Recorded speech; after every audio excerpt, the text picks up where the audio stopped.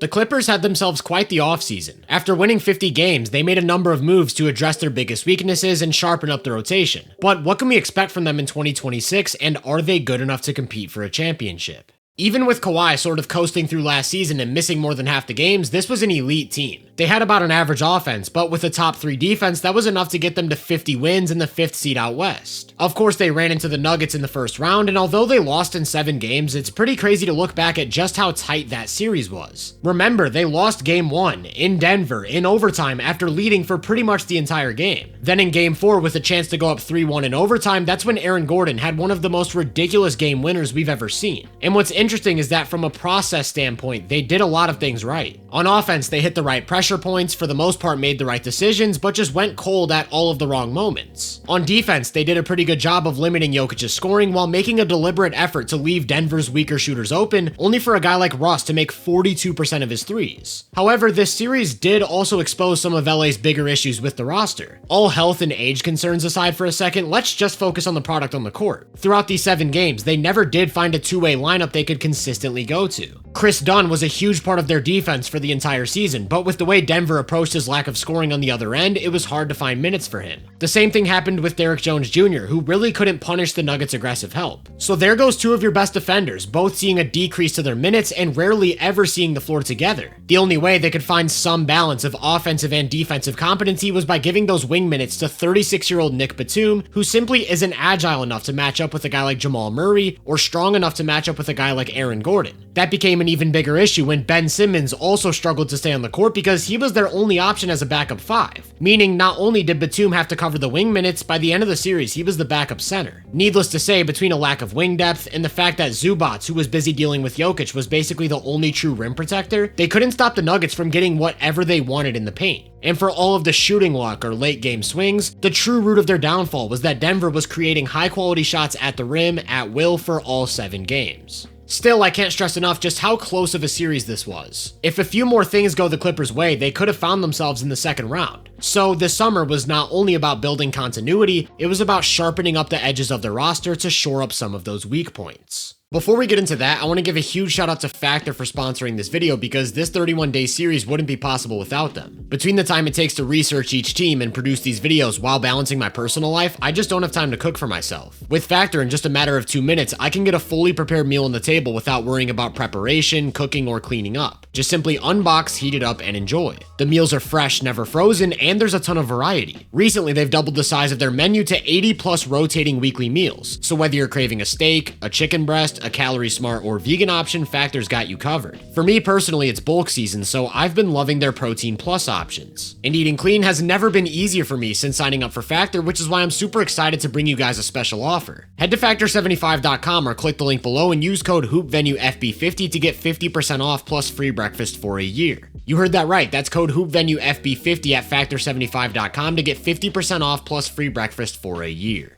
LA's summer started with the addition of Brook Lopez. Like I said, they flat out didn't have a backup center in last year's playoffs. Due to a lack of foot speed, Brook can really struggle keeping up with high-paced or spaced-out offenses, and that limits him as a primary defensive anchor or starting 5. However, he'll likely only be playing spot minutes behind Ivica Zubac, and although he's going to be 38 next April, he still brings 2 very valuable skills to the table. First is, of course, his paint protection. Between a massive frame, elite positioning and drop coverage, and great timing as a shot blocker, he's still one of the game's biggest rim deterrents. Second is his ability to space the floor. Over the last 3 seasons, he's hit 37.5% of his catch and shoot threes on serious volume, as well as almost 42% when left open, making him one of the best outside shooting 7-footers we've ever seen. Not only does that open up the floor for ball handlers to get downhill, it makes it easier to get those weaker shooters and athletic cutters on the court like a Chris Dunn or a Derrick Jones Jr., who then also have the defensive skills to pressure the ball, navigate screens, and keep Brook back in that deep drop coverage. It also opens up the floor for the newly acquired John Collins to do what he does best. Collins has a rare combination of size, athleticism, and shooting touch that's turned him into one of the game's best play finishers. Last season, he made just under 70% of his shots at the rim,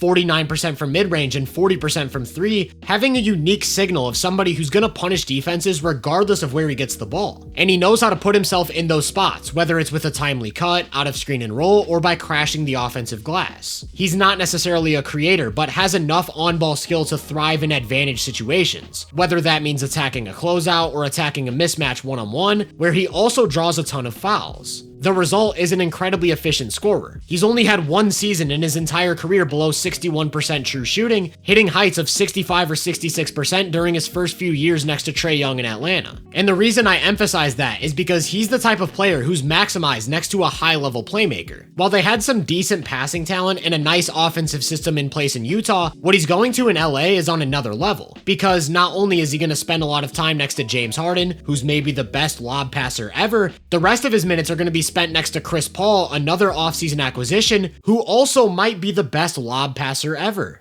For all of the limitations that come with being a 40-year-old small point guard, what nobody will ever be able to take away from Paul is his ability to manage the game, make the right decisions, and get everyone organized on offense. We saw how much he helped guys like Wemby, Harrison Barnes, and the rest of that young core score the ball efficiently. And that's a big part of the reason why during his 81 games, the Spurs offense looked a lot better with him on the court regardless of who was by his side. Now think about what that looks like next to an elite pick-and-roll big in Ivica Zubac, a big-time play finisher in John Collins, an athletic, above-the-rim cutter in Derrick Jones Jr., as well as an absolute surplus of reliable spot-up shooters on the wings. Outside of Jones and Dunn, who are on the floor for their defense, we're talking about elite spacing across the board, with volume shooters like Bogdan or Batum, as well as lower-volume, high-efficiency shooters in Beal, Kawhi, and Harden. I do think there are limitations with CP3's game at this point in the playoffs, specifically his lack of inside-the-arc scoring pressure and the way he can be attacked on defense, but just like I talked about with Brook and Zoo, Paul's likely only going to play 15 or so spot minutes behind Harden, and I'm really not sure if there's a more reliable organizer off the bench in this league.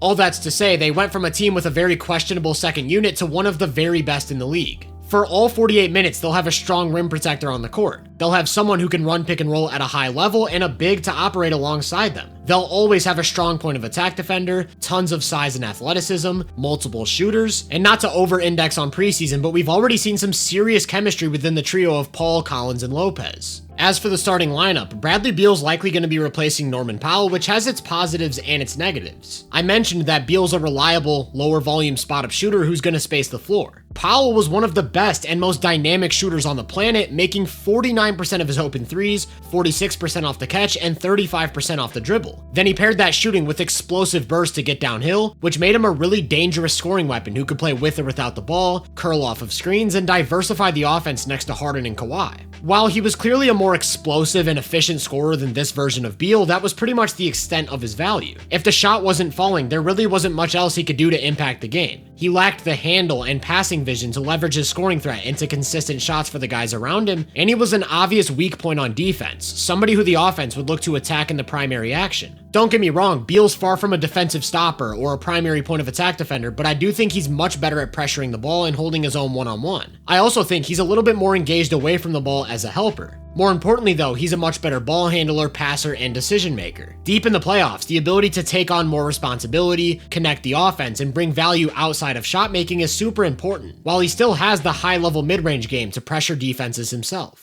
For that reason, I think they're going to start him at the 2. Either Kawhi or Jones will be their primary point of attack guy, while the other fills the role of a secondary rim protector. Although in certain matchups, it won't matter because Zoo's good enough to hold down the paint himself. The big key here, though, is lineup versatility. If they need more perimeter defense, they can bring in Dunn. If they need more shooting, they can bring in Batum or Bogdanovich. If they need size and spacing, they can bring in Brook or Collins. And if they want to go small, they could even run Collins or Batum at the 5 and switch across the board. Truly, there's nothing they can't do on either side of the ball, and it's all going to come down to health. They've got the playmaking and shot-making talent across the board to score on any type of defense while checking most boxes with their own defense. They might struggle to find a good balance of spacing and defense in certain lineups, which is one small gripe I have because their best defenders aren't shooters, but really my concerns come down to age and injury history. When healthy, they're an elite team on both sides of the ball that poses an interesting challenge for every opponent. And if you could guarantee 70 games from every player, I'd have them winning 60. We know that's not going to be the case though, so I'll keep them in the mid to low 50s, and come playoff time, anything can happen. Another first round exit wouldn't shock me, and neither would a championship. Everything would have to go right though. If you're not sold on the ceiling of this Clippers team, let me leave you with a couple more stats. In the 37 games Kawhi played last year, they had a plus 10.5 net rating. Over an entire season, that would rank 12th in NBA history and second last year behind just OKC. In the 45 he missed, they played teams to a near stalemate, yet still they ended up winning 50 games because of how dominant they were during the stretch with Kawhi. They won 70% of their games with him, a 58 win pace, and just 53% of their games without him, a 44 win pace. So we're talking about a team that was elite at full strength. Then they went into the summer and significantly improved their bench, their versatility on both ends, while getting another year of their core playing off of each other. Take out the age, take out the injuries. In terms of the basketball being played on the court, I think we might be looking at the best team in Clippers franchise history.